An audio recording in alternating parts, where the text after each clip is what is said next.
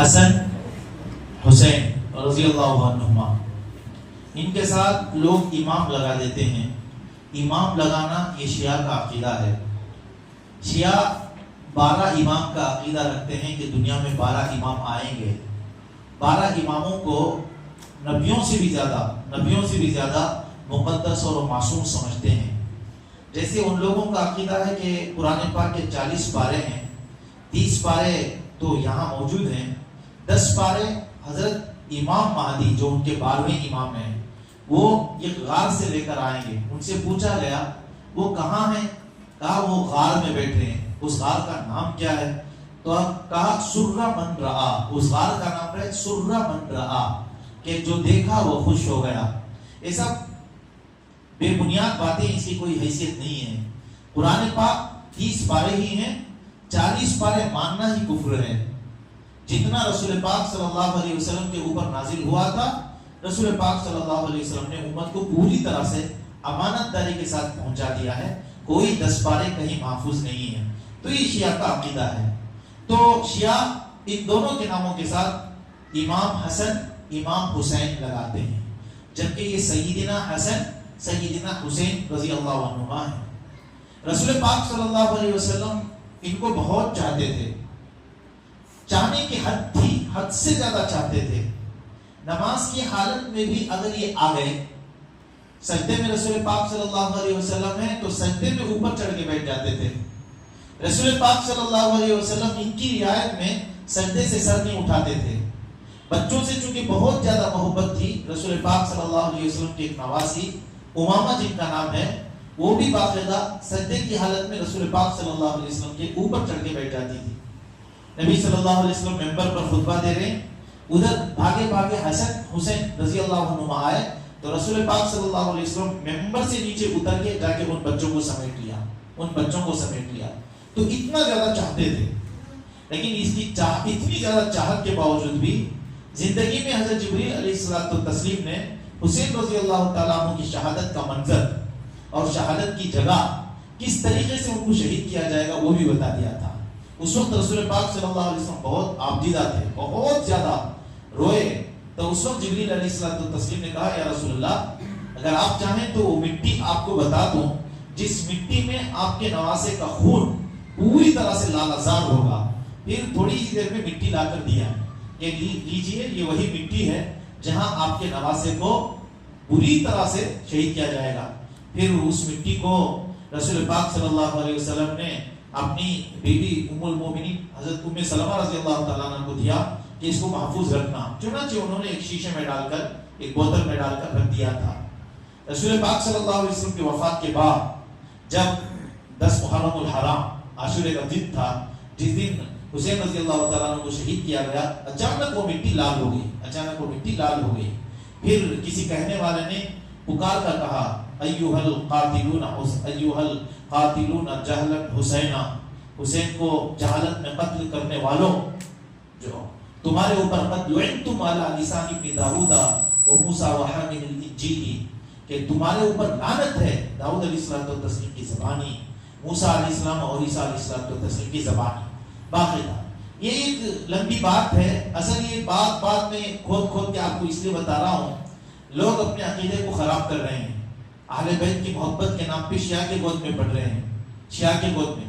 دیکھو ہم جتنا اہل بیت سے چاہتے ہیں، ہم جتنی محبت ہم کرتے ہیں، اہل بیت سمیت پورے صحابہ کرام، تمام صحابہ کرام خواہ چھوٹے ہوں خواہ بڑے ہوں، ایک دن رسول پاک صلی اللہ علیہ وسلم کی صحبت پائے ہوں یا 10 سال صحبت پائے ہوں، سب کو صحابی کہتے ہیں، سب کو جنت کا تمغہ اللہ تعالیٰ کی جانب سے ملا ہے، سب جنتی ہیں۔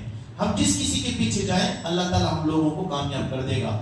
لیکن شیعہ کے یہاں سب سے زیادہ قدورت صحابہ کرام سے، بات میں ہم جو رضی اللہ عنہ کہتے ہیں، نبیوں کا نام لیتے ہیں تو علیہ السلام کہتے ہیں کہ اللہ کی ان کے اوپر سلامتی ہو۔ آدم علیہ السلام، نوح علیہ السلام، شیس علیہ السلام، ادریس علیہ السلام، صالح علیہ السلام، ہود علیہ السلام، یہ علیہ السلام کیا لگاتے ہیں کہ اللہ کی ان کے اوپر سلامتی ہو۔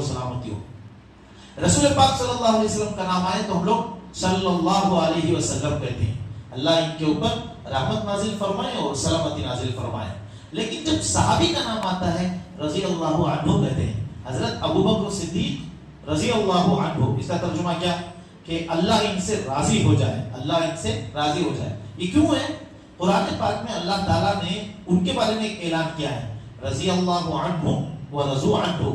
صحابہ اکرام اللہ سے راضی ہو گئے اور اللہ صحابہ اکرام سے راضی ہو گیا. اعلان ہے، میرے اور آپ کے بارے میں اعلان نہیں ہے. پتہ نہیں قیامت کے دن یا قیامت کے بعد کب اعلان ہوگا جنت میں، لیکن صحابہ اکرام کو دنیا ہی میں اعلان ہے. تو اس لفظ کو بھی یہ لوگ ہٹا دیتے ہیں، رضی اللہ عنہ کو ہٹا کے لعنت اللہ علیہ ڈالتے ہیں کہ ان کے اوپر اللہ کی لعنت. سوچو آپ کتنی کدورت ان کے دلوں میں ہوگی. صرف دو کو پکڑ لیتے ہیں، حسن رضی اللہ تعالیٰ عنہ، حسین رضی اللہ تعالیٰ عنہ. اس میں بھی حسین رضی اللہ تعالیٰ عنہ کو زیادہ پکڑتے ہیں، اس لیے کہ جتنی دردناکی کے ساتھ حسین رضی اللہ تعالیٰ عنہ کو شہید کیا گیا، وہ حسن رضی اللہ تعالیٰ عنہ کے ساتھ نہیں ہوا ہے. لوگ ان کا نام غلط لیتے ہیں، حسین حسین کہتے ہیں. حسین نہیں ہے، یہ حسن حسین ہے. کیا ہے؟ حسن حسین ہے. حسن کو حسین حسین کہتے ہیں، نہیں، غلط ہے.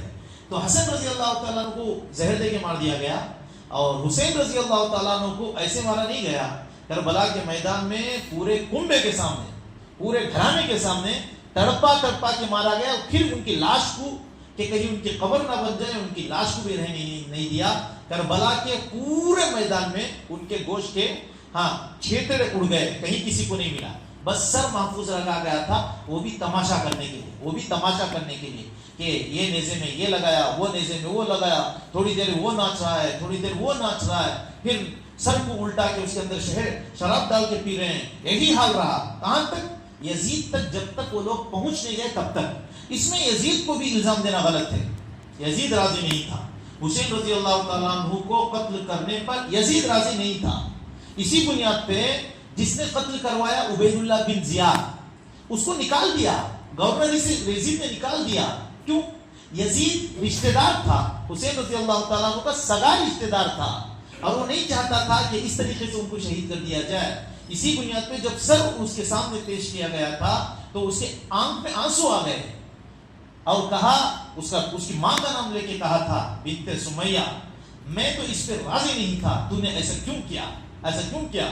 تو یہ چاہ رہا تھا کہ ترقی ملے گی، بجائے پرموٹ کرنے کے اسے وہاں سے نکال دیا گیا تھا. عبید اللہ بن زیاد کو بے وقت کر دیا تھا یزید نے. تو خیر، لوگ جانتے نہیں، خواہ مخواہ جو ہے اپنی باتوں کو منوانے کے لیے کیا کیا کہتے ہیں. چھوڑیے، آج منظر جو ہے دو، ایک حسن رضی اللہ تعالیٰ ایک حسین رضی اللہ تعالیٰ. تو حسین رضی اللہ تعالیٰ کا چرچا بھی زیادہ ہوتا ہے، اور ان کی اولاد میں اللہ تعالیٰ نے بہت سارے ولیوں کو بھی بھیجا. لیکن حسن رضی اللہ تعالیٰ کا چرچا کم ہوتا ہے. ان کی اولاد میں بھی ولیوں کا سلسلہ رہا، لیکن بہت کم، بہت کم. رسول پاک صلی اللہ علیہ وسلم نے کہا ایک مرتبہ حسن رضی اللہ تعالیٰ عنہ کو دیکھ کر، یہ میرا بیٹا ہے، یہ میرا بیٹا ہے. اس کی اولاد میں سے اللہ تعالیٰ ایک ایسے آدمی کو بھیجے گا جس کا نام میرے نام کی طرح ہوگا، اس کے باپ کا نام میرے باپ کے نام کی طرح ہوگا. وہ دنیا میں جتنا بھی ظلم ہوگا وہ ظلم کو ختم کر کے انصاف کو بھر دے گا، انصاف کو بھر دے گا. رسول پاک صلی اللہ علیہ وسلم نے یہ خوشخبری دی تھی کہ حسن کی اولاد میں سے ایک قیامت کے دن، قیامت کے قریب ایک آدمی آئے گا جس کا نام میرے نام کی طرح یعنی محمد ہوگا، اور اس کے باپ کا نام میرے باپ کے نام کی طرح یعنی عبداللہ ہوگا، محمد بن عبداللہ ہوگا.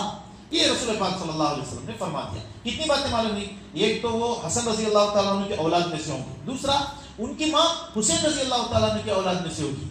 باپ حسنی، ماں حسینی، اور خاندان بتا دیا کہ خاندان کون سا ہے.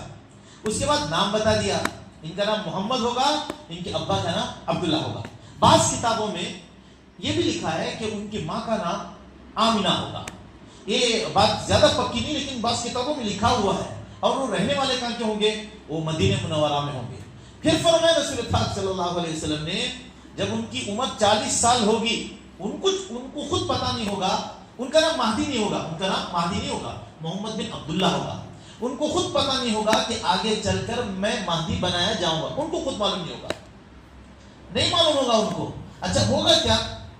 یہ باتیں میں اس لیے بتا رہا ہوں، آج فلسطین جس چیز کی آرزو میں اتنی مصیبتوں کو جھیل رہا ہے، اپنے لاکھوں کی تعداد میں لوگوں کی اس نے قربانی دے دی، لاکھوں کی تعداد میں قربانی دے دی. یہ ایک دو نہیں ہے. وہاں کا ایک ڈاکٹر بھی، ڈاکٹر ڈاکٹر عام طور سے MBBS کیا ہوتا ہے؟ کاٹنے کوٹنے میں بے رحم رہتا ہے.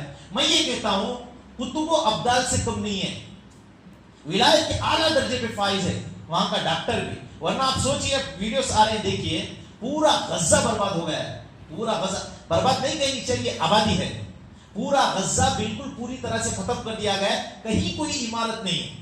رمضان آتے ہی انہوں نے ایسا جشن منایا ہے, ایسا جشن منایا ہے, ہر طرف لائٹنگ کر دی گئی, ٹوٹے ہوئے گھروں کو ادھر کا تانا ادھر کے تانے کو جوڑ کر لائٹنگ کر دی گئی, افطار کی پارٹی لگائی گئی. انہوں نے جشن منایا کہ لاکھوں کی تعداد میں لوگوں کی قربانی پیش کر دی, اللہ میاں کے پاس پہنچ گئے. لیکن اس کے باوجود ان کو اپنی انتظاری ہے, اور ایک چیز کی ان کو انتظاری ہے, پوری امید اللہ میاں سے ہے کہ اللہ میاں ہم کو کامیاب کر کے رہے گا. رسول پاک صلی اللہ علیہ وسلم نے خود کہا ہے, کیا کہا ہے؟ یہ جماعت ایسی ہوگی جس جماعت کو کوئی آدمی نقصان نہیں پہنچا سکتا ہے. طائفۃ من امتی منصورین علی الحق, وہ ہمیشہ حق پر جمے ہوئے ہوں گے, ہمیشہ حق پر جمے ہوں گے. لا یضرهم من خالفهم, کسی کی مخالفت, کسی کی دشمنی ان کو تکلیف نہیں دے سکتی. صحابہ اکرام نے پوچھا کہ یا رسول اللہ صلی اللہ علیہ وسلم وہ کہاں ہوگی؟ اللہ ابواب بیت المقدس. رسول پاک صلی اللہ علیہ وسلم نے فرمایا وہ بیت المقدس کے دروازوں پہ ہوگی, وہ جماعت وہ ہوگی.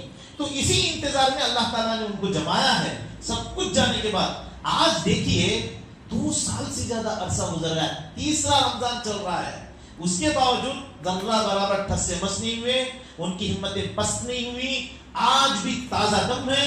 آج تک بھی ان کا ایک بل, ایک سراغ نہیں مل سکا. جن بلوں کے اندر غار جو بنائے, انہوں نے جو غار بنایا ہے, جن غاروں کے اندر سے رہ کے وہ تیاری کرتے ہیں, آج تک ایک غار بھی نہیں پکڑا گیا. اور یہ غار میں رسائی ہوئی, اسرائیل بڑی خوشی کے ساتھ اس غار کے اندر اترا تھا, 2 قدم چلا, انہوں نے سسٹم کچھ ایسا بنایا کہ قدم رکھتے ہی وہ پھٹ گیا. آپ پتہ بھی نہیں چلا کہ وہ غار کہاں ہے, نہ غار کا پتہ چلا, نہ غار کا سراغ لگانے والوں کا پتہ چلا. جبکہ پوری دنیا سمجھتی ہے کہ سب سے کمزور فلسطین والے ہیں, ان کے پاس کچھ بھی نہیں ہے. ہاں, کسی نے لکھا تھا, بہت اچھا لکھا تھا, لوگ سمجھتے تھے کہ فلسطین آزاد نہیں ہے, باقی سارے ملک آزاد ہیں. اب پتہ چلا سارے ملک قید میں ہیں, غلامی کی زنجیر میں جکڑے ہوئے ہیں, صرف فلسطین ہی آزاد ہے. فلسطین کے علاوہ اور کوئی آزادی نہیں ہے. اپنے من کے موافق کام کرتے ہیں. ارے خلوص للہیت کیا بتائیے؟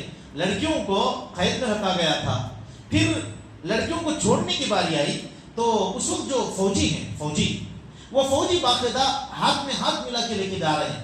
یہ بہت بعید تھا کہ یہودیوں کی لڑکیوں کے ہاتھ میں ہاتھ ملائے, یہ ان کے لیے ناممکن تھا, فلسطین والوں کے لیے ناممکن تھا. لیکن راز کھل کے آیا. جس طرح ان کے مرد جہاد کے لیے تیار ہیں, ان کی عورتیں, ان کی لڑکیاں ہیں جن کا لباس سپاہیوں کا ہے, جن کا لباس سپاہی, جنہوں نے ہاتھ پکڑا تھا وہ لڑکے نہیں تھے, وہ لڑکیاں تھے. ہاتھ کو کردار, اچھا آواز پتہ نہ چلے اس لیے ہم مائک رکھتے ہیں. مائک جو بولتے ہیں وہ موٹی بات ہو جاتی ہے, پتہ نہیں چلتا ہے کہ عورت بول رہی ہے کہ مرد بول رہا ہے, اور کیا بتائیں. ورنہ دیکھو چھوٹے چھوٹے حالات کے ہم پریشان ہیں, ہم پریشان ہیں. ہندوستان میں کتنے بڑے حالات آ گئے ہیں. باپ اپنی بیٹی کے صرف اتنے حصے کو اٹھا کے اللہ میں سے دعا کر رہا ہے, اتنے حصے کو اٹھا کے. کوئی باپ جو ہے اپنے بیٹی کا, چھوٹی سی بچی کا ہاتھ مل رہا ہے. ہمارے یہاں پٹاخے بجتے ہیں تو پریشان ہو جاتے ہیں. ایسے بمباری ہر دن وہاں ہوتی ہے, اور بچے ذرا برابر بھی بچک کے اٹھتے نہیں. سب کی زبان سے ایک حسبی اللہ حسبی اللہ. 2 سال کی بچی بھاگ رہی ہے, اچانک اسے بم کی آواز آئی تو بھاگ رہی ہے. 2 سال کی بچی ہے, بھاگ سکتی ہے نا 2 سال کی بچی, بھاگ رہی ہے. اس کی زبان سے کیا معلوم, یا رب یا رب یا رب. ہماری بچی امی امی ابا امی یہی تو ہے, اس کی زبان سے نہ امی نہ ابا, یا رب یا رب یا رب کہتے ہوئے بھاگ رہی ہے بچی. یہ کھانا دینے کے لیے جو ہے کاؤنٹر لگا, بچے انتظار میں تھے. ایک بچہ جب اس کی باری آئی تو کھانا ختم ہو گیا. ایک نہیں تھا, کئی تھے.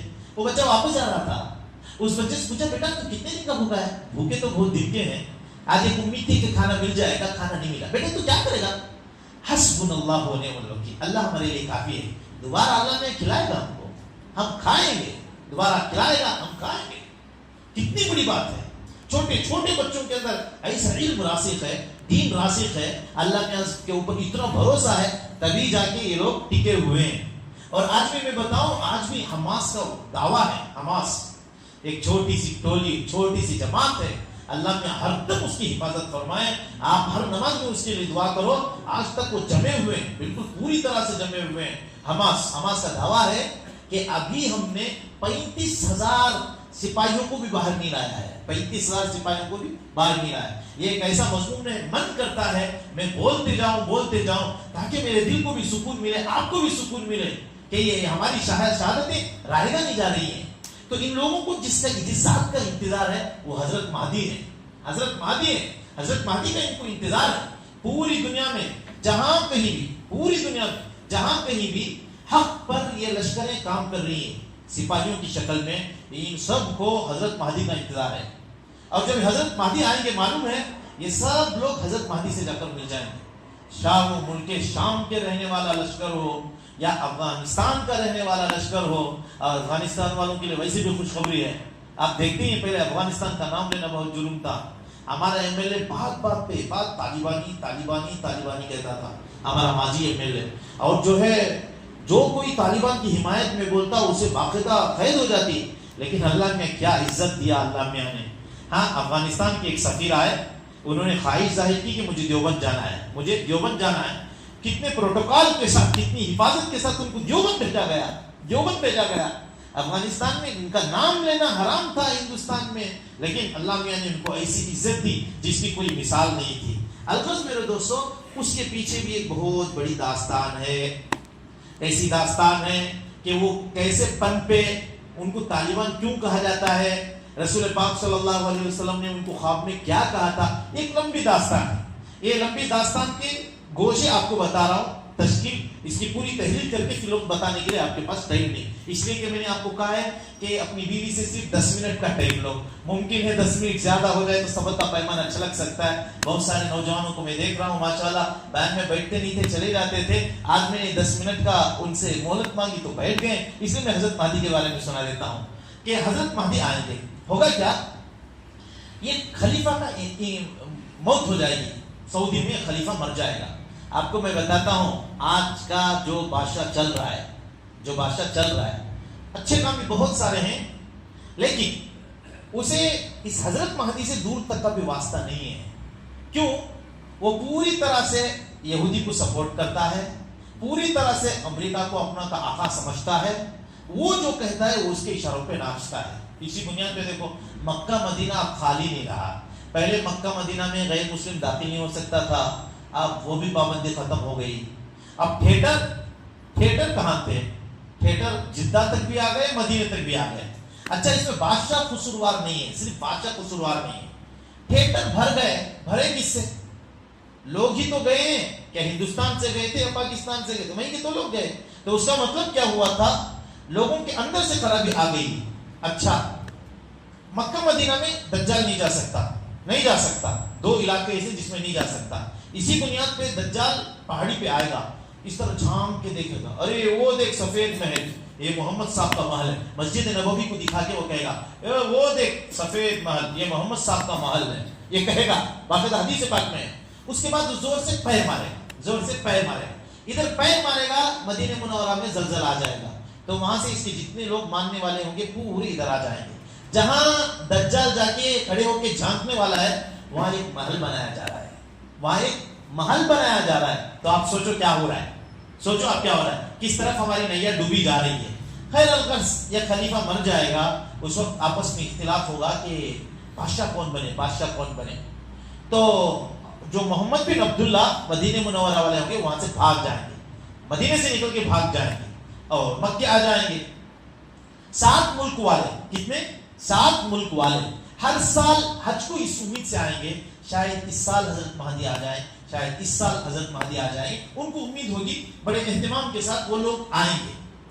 تو اب مدینے سے بھاگ کے مکے کی طرف آ گئے. مکے کی طرف آ کے یہ طواف کر رہے ہوں گے. طواف کرتے یہ غلاف پکڑ کے اللہ میاں سے غلاف پکڑ کے رو کے دعا کر رہے ہوں گے امت کی ذبح حالی پہ. یا اللہ امت کیسے ڈوبی جا رہی ہے، اس کا کوئی پرسان حال نہیں ہے، کوئی معین و مددگار نہیں ہے. خوب رو رہے ہوں گے. یہ لوگ دیکھیں گے جن کو حضرت مہدی کا انتظار ہوگا، وہ لوگ دیکھیں گے، وہ لوگ ان کو پکڑ لیں گے کہ آپ کے ہاتھوں ہم بیعت کرنا چاہتے ہیں. وہ کسی طریقے سے چھپتے چھپاتے پھر مکے سے مدینے کی طرف بھاگ کے آ جائیں گے لیکن دوبارہ مکے کی طرف آ جائیں گے. تو حجر اسود کے پاس لوگ ان کو پکڑ لیں گے, پکڑ کے کہیں گے اگر آپ نے ہماری بیعت کو قبول نہیں کیا, دنیا میں مسلمانوں کے اوپر جتنا ظلم ہو رہا ہے سب آپ کے اوپر ڈال دیا جائے گا. تو اس وقت وہ قبول کر لیں گے, ان کے ہاتھوں بیعت ہو جائے گی. اب تک بھی ان کو معلوم نہیں کہ میں کیا ہوں, اب تک بھی معلوم نہیں ان کو کیا ہوں. اللہ نے راتوں رات ان کو بیعت کرنے کے بعد راتوں رات ان کے اندر صلاحیت پیدا کر دے گا, مہدی ہونے کی صلاحیت, لیڈرشپ کی صلاحیت. اب تک لیڈرشپ کی صلاحیت بھی نہیں ہوگی, لیڈرشپ کی صلاحیت پیدا ہو جائے گی. اس کے بعد یہ اپنے لوگوں کو لے کے مدینہ منورہ جائیں گے.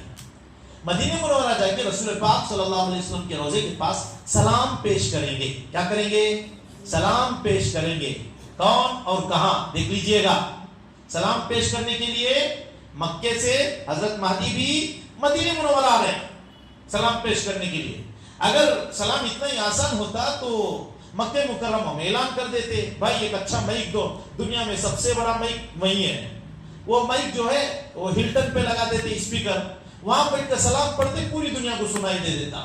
ایسا نہیں کریں گے.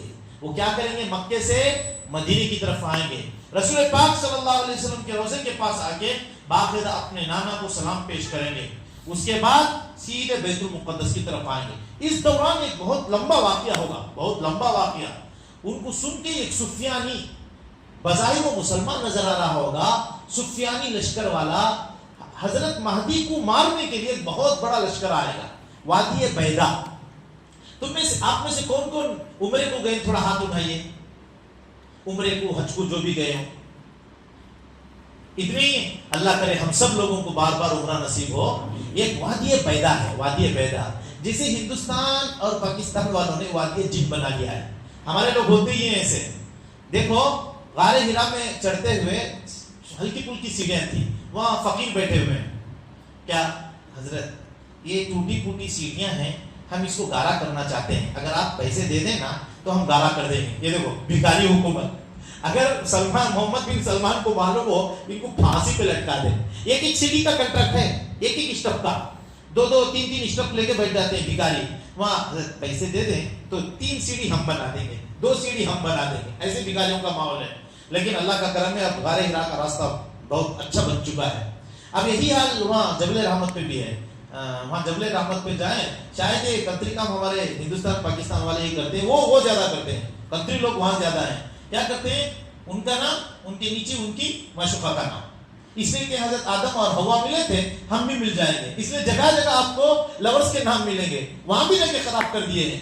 تو اسی طریقے سے وادی بیدا کو بھی لوگوں نے خراب کیا ہے. کیا؟ وادی جن. کہتے ہیں یہاں جنات ہیں. کیوں معلوم ہے؟ وہاں کی زمین کے اندر تاثیر ایسی ہے کہ ہپ میں بڑی سرعت کے ساتھ گاڑی ہپ کر دیتا ہے آدمی, ایکسیلیٹر سے ہاتھ اٹھا دیتا ہے, گاڑی چلتی ہے اور زوروں کے ساتھ چلتی ہے. باٹل رکھیں گے تو ہپ میں جائے گی اسی. یہ تو کمال کی بات ہی ہے. اسے واویلا مچاتے ہیں, یہ جنات کرتے ہیں. غلط ہے. یہ زمین کی تاثیر ہے. وہ زمین وادی جن اسلام تھوڑی ہے, وادی بیدا ہے وہ.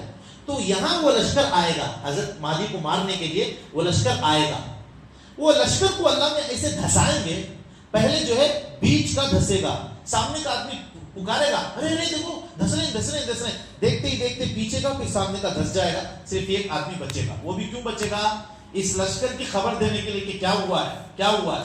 باوجود ہے کہ وہ سفیانی مسلمان سے مشہور ہوگا, لیکن حضرت مہدی کی مخالفت میں وہ جائے گا اور اس کا یہ انجام برا ہوگا. ادھر حضرت مہدی مدینہ منورہ سے ہوتے ہوئے یہاں آ جائیں گے, بیت المقدس میں آ جائیں گے. جب لوگوں کو معلوم ہوگا کہ بیت المقدس میں حضرت مہدی آ چکے ہیں, تو جگہ جگہ سے جہاں بھی حضرت مہدی کے انتظار میں سپاہی لشکر بنے ہوئے سب آ کے حضرت مہدی کے پاس جمع ہو جائیں گے. سب آ کے. خراسان کا نام آپ نے سنا ہوگا. خراسان اس کا علاقہ ایران میں ہے, اس کا علاقہ افغانستان میں ہے, اور کچھ علاقہ پاکستان میں بھی ملتا ہے. اس اعتبار سے پاکستان ہمارا اٹوٹ حصہ ہے. اٹوٹ حصہ ٹوٹ لیا, ٹوٹا نہیں, حدیث میں اس کو توڑا نہیں گیا ہے. وہ ہندوستان ہی کا حصہ ہے. کچھ لوگوں نے توڑ لیا ہے تو توڑ لے, لیکن ہندوستان کا وہ حصہ ہے. تو باقاعدہ خراسان سے کالے جھنڈے لے کر نکلیں گے. کالے جھنڈے, کالے جھنڈے, ہرے جھنڈے نہیں, کالے جھنڈے لے کر نکلیں گے. وہ حضرت مہدی کی نشانی ہوگی. حضرت رسول اللہ صلی اللہ علیہ وسلم کے جھنڈے کا کلر کالا, کالا سفید رسول پاک صلی اللہ علیہ وسلم کے جھنڈے کا کلر، اور حضرت مہدی کے جھنڈے کا کلر یہ بھی کالا جھنڈے لے کر اذا رأیتم رایات السود، رسول پاک صلی اللہ علیہ وسلم نے کہا جب تم دیکھو خراسان سے کالے جھنڈے لے کر آ رہے ہوں گے تو ان میں تم حضرت مہدی کو تلاش کرو، تو کالے جھنڈے لے کر وہاں سے نکلیں گے، اس کے اندر حضرت مہدی ہوں گے۔ تو حضرت مہدی جو ہے دنیا میں زیادہ سے زیادہ 9 سال رہیں گے، 7 سال یا 9 سال رہیں گے، اس کے بعد حضرت مہدی کا انتقال ہوگا۔ اس دوران دجال بھی نکل جائے گا، اس دوران حضرت عیسیٰ علیہ الصلوۃ والتسلیم بھی آئیں گے، ان کا انتقال ہوگا تو حضرت عیسیٰ علیہ الصلوۃ والتسلیم ان کی نماز جنازہ پڑھیں گے۔ چونکہ عقیدے کا معاملہ ہے اس لیے انشاءاللہ العزیز کل باقی حضرت مہدی کی جو باتیں ہیں باقی بچی ہوئی ہیں کہ دجال کیسے نکلے گا، حضرت عیسیٰ علیہ السلام کب اور کہاں کس نماز میں آئیں گے، تفصیل کے ساتھ میں بتاؤں گا۔ اب اس ضمن میں ایک بات اور آپ کو بتا دیتا ہوں۔ شکیل بن حنیف دربھنگا کا رہنے والا، بہار دربھنگا کا رہنے والا، پہلے دربھنگا، یہاں بتایا نبی صلی اللہ علیہ وسلم مدینہ منورہ، اور یہاں ہے دربھنگا، نام ہی کیسا، یہ دیکھیں عربی میں نام بھی نہیں بن سکتا، دربھنگا، درجنکا ہوگا، درجنکا عربی میں بنائیں گے تو وہاں سے نکلا۔ اور اس کا نام کیا ہے؟ ان کا نام محمد بن عبداللہ، اس کا نام شکیل بن حنیف ہے، اور یہ کتنے سالوں سے، اور یہ روپوش ہے، اورنگ آباد میں روپوش ہے، روپوش بالکل چھپا ہوا ہے، تقریباً 2012 سے روپوش ہے، اب 2026 ہے، جبکہ حضرت مہدی ظاہر ہونے کے بعد 7 سال سے 9 سال ہی تک رہیں گے اور پوری دنیا میں عدل کو قائم کریں گے، پوری دنیا میں۔ اور یہ خبیث چھپا بیٹھا ہے، کسی کے سامنے آتا ہی نہیں، اس کے لوگ ہر جگہ ہیں، ہر جگہ جاتے ہیں، لوگوں کو شکیلی بنانے کی کوشش کرتے ہیں، لوگوں کو دھوکہ دیتے ہیں کہ حضرت مہدی آ چکے ہیں، حضرت عیسیٰ علیہ السلام بھی آ چکے ہیں۔ کون ہے حضرت عیسیٰ؟ وہی اورنگ آباد میں بیٹھے ہوئے ہیں، یہ ملا لوگ جھوٹ بولتے ہیں، تم ان کے قریب مت جاؤ، لوگوں علماء سے کاٹتے ہیں اور اس سے جوڑنے کی کوشش کرتے ہیں۔ تو باقی جو حصہ حضرت مہدی کے وفات کا اور عیسیٰ علیہ الصلوۃ والتسلیم کے آپس میں ملاپ کا، عیسیٰ علیہ الصلوۃ والتسلیم آسمان سے اترنے کا، یہ 3 باتیں بھی انشاءاللہ العزیز کل بتاؤں گا۔ کل بھی قبل از وقت آپ گھر میں فون کر کے یا گھر میں بات بتا کے کچھ وقت لے کے آ جائیے کہ بہت اہم باتیں ہیں، اب تو شاید وقت بھی بہت کم ہے۔ حضرت نے کہا ہے، میں ایک التجا کر رہا ہوں، آپ کا چھوٹا بھائی سمجھ لیجیے، آپ کا بھتیجا سمجھ لیجیے، جو میرے سے چھوٹے ہیں وہ مجھے اپنا بڑا بھائی سمجھ لیجیے، میری ایک درخواست ہے کہ بہت اہم اور حساس موضوع ہے، اس لیے کچھ وقت لے کے ضرور آئیے۔ اللہ تعالیٰ سے دعا ہے کہ اللہ تعالیٰ ہم سب لوگوں کو صحیح باتوں پر عمل کرنے کی توفیق عطا فرمائے۔ آمین ثم آمین، وآخر دعوانا الحمدللہ۔